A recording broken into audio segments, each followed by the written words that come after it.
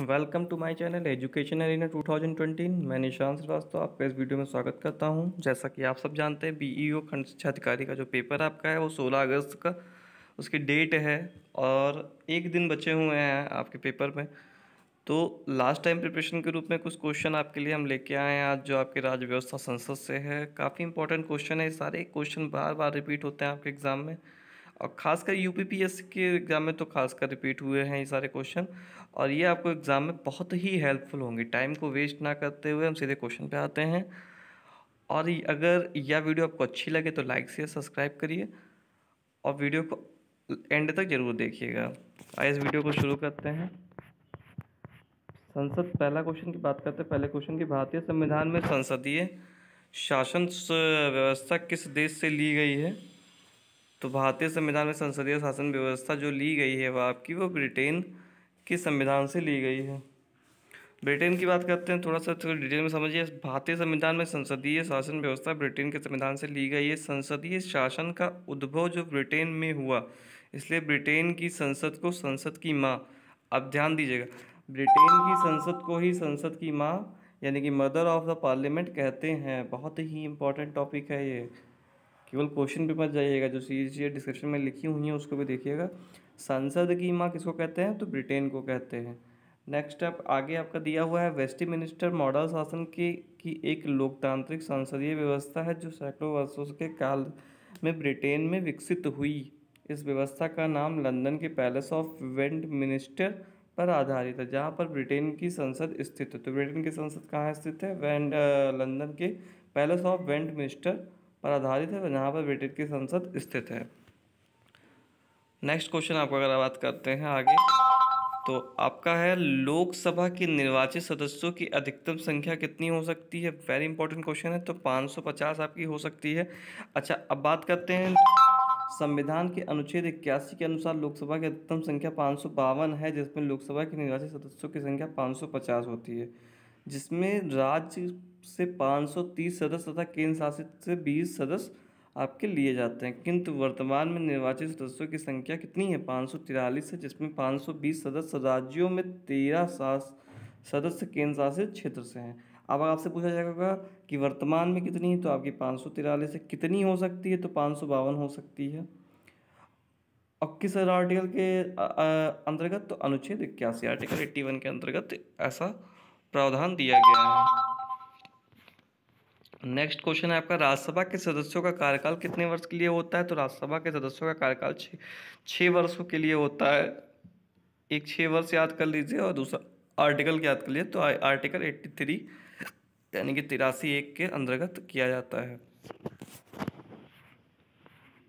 Next है आपका, राज्यसभा का गठन किस वर्ष हुआ? तो राज्यसभा का गठन की बात करते हैं आपका, तो राज्यसभा का गठन जो है 1952 में हुआ था। 13 मई 1952 को किया गया था। राज्यसभा को राज्य परिषद के नाम से भी जाना जाता है। तो राज्यसभा में अधिकतम 250 सदस्य हो सकते हैं, लेकिन वर्तमान में 245 सदस्य ही हैं। नेक्स्ट क्वेश्चन आपका, लोकसभा के अध्यक्ष के वेतन और भत्ते कौन निर्धारित करता है? तो लोकसभा के जो अध्यक्ष के भत्ते और वेतन होते हैं उसको संसद आपकी निर्धारित करती है। और अनुच्छेद 97 के अनुसार राज्यसभा के सभापति और उपसभापति तथा लोकसभा के अध्यक्ष और उपाध्यक्ष के वेतन और भत्ते संसद विधि द्वारा समय पर निर्धारित करती है। ठीक है। नेक्स्ट क्वेश्चन है आपका,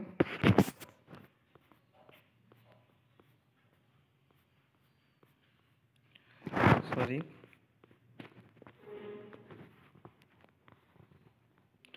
नेक्स्ट आपका, भारत के नियंत्रक एवं महालेखा परीक्षक की नियुक्ति कौन करता है?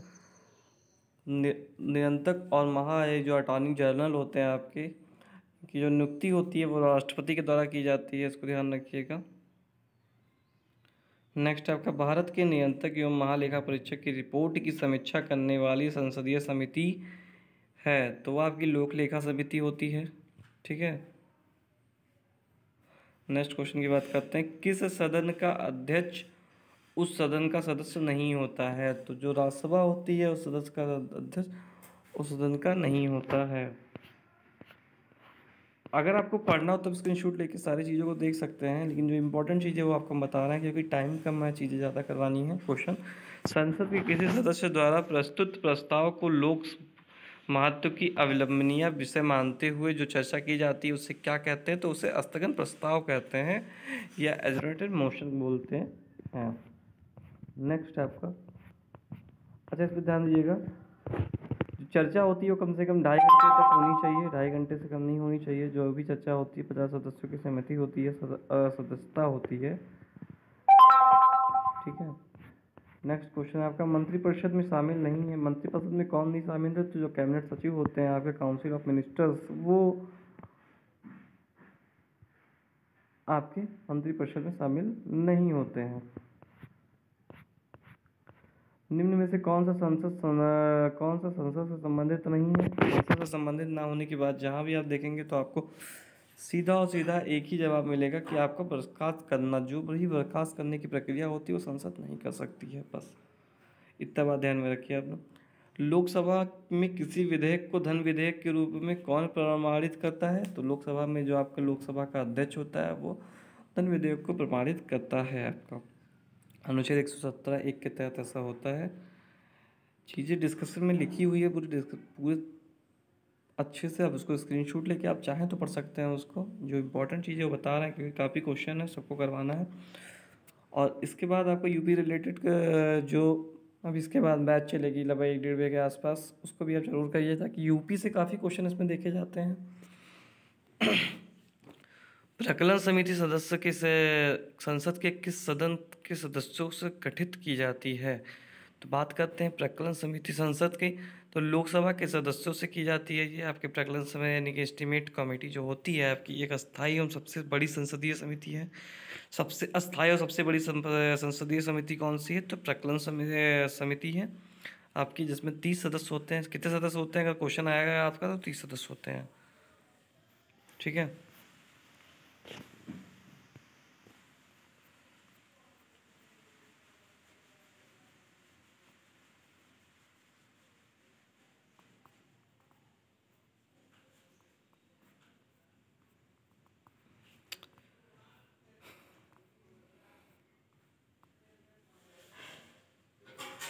हाँ, तो क्वेश्चन पे आते हैं।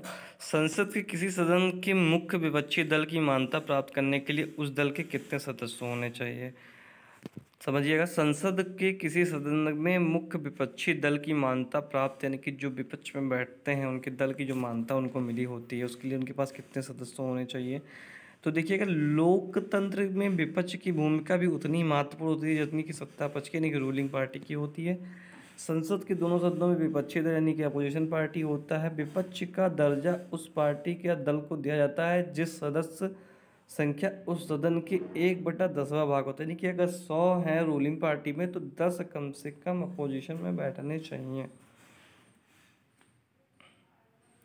ठीक है। नेक्स्ट है आपका अनुच्छेद 108 के अंतर्गत लोकसभा और राज्यसभा की संयुक्त बैठक किसके द्वारा बुलाई जाती है? तो राष्ट्रपति द्वारा। बहुत ही इंपॉर्टेंट क्वेश्चन है, काफ़ी बार रिपीट हुआ है आपका ये। ठीक है। संसद की लोक लेखा समिति का अध्यक्ष नियुक्त किया जाता है किसको? लोकसभा अध्यक्ष द्वारा नियुक्त किया जाता है, यानी कि पब्लिक अकाउंट कमेटी जो होती है वो लोकसभा अध्यक्ष द्वारा नियुक्त किया जाता है। नेक्स्ट क्वेश्चन है आपका, संसदीय सरकार की प्रमुख विशेषता है। संसदीय सरकार की प्रमुख विशेषता डिस्क्रिप्शन में समझने के लिए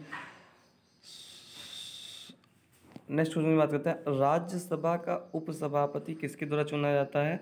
तो राज्यसभा का जो उपसभापति होता है वो किसी भी व्यक्ति को जो उस समय राज्य का सदस्य हो उसी के द्वारा चुना जाता है। आपका नेक्स्ट क्वेश्चन है, केंद्रीय विधानमंडल का अध्यक्ष बनने वाले प्रथम भारतीय कौन थे आपके? तो वो विट्ठल भाई पटेल थे।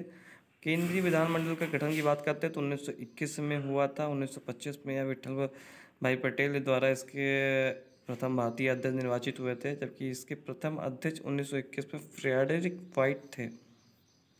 नेक्स्ट क्वेश्चन ये है, तो संसद किसी विशिष्ट उद्देश्य के लिए कोई समिति नियुक्त करे तो उसे कहते हैं, तो उसे तदर्थ समिति कहते हैं। आपका क्वेश्चन पे आते हैं, निम्न में से कौन सा प्रस्ताव संघीय बजट से संबंधित है?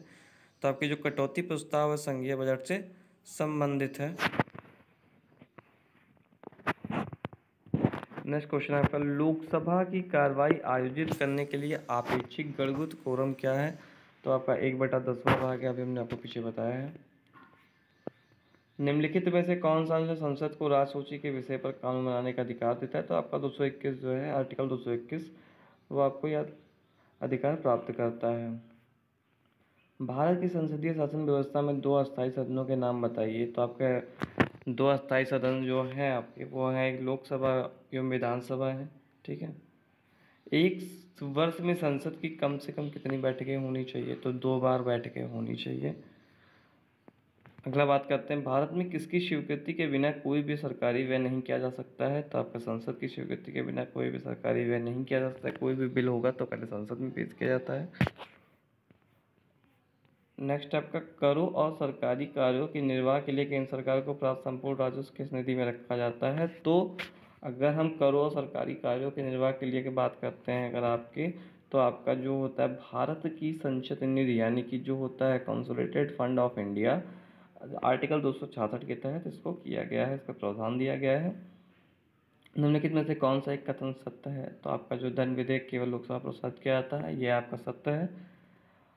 सारे ऑप्शन देख सकते हैं, पढ़ सकते हैं एक बार।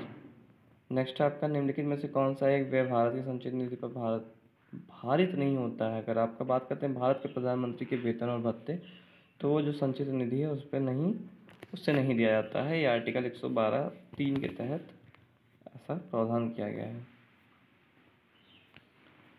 नेक्स्ट क्वेश्चन, अगर आपका संसदीय अंतर्राष्ट्रीय संधियों को भारत के किसी भाग या संपूर्ण भाग भारत में लागू करने के लिए कोई भी कानून बना सकती है? तो अगर इसकी बात करते हैं तो बिना किसी राज्य की सहमति से नहीं हो सकता है। चलिए, संसदीय व्यवस्था में शून्यकाल किस देश की देन है? तो शून्यकाल की बात करते हैं तो भारत की देन है आपकी। लोकसभा का पहला आम चुनाव कब हुआ था? तो लोकसभा का जो पहला आम चुनाव है 1952 में हुआ था।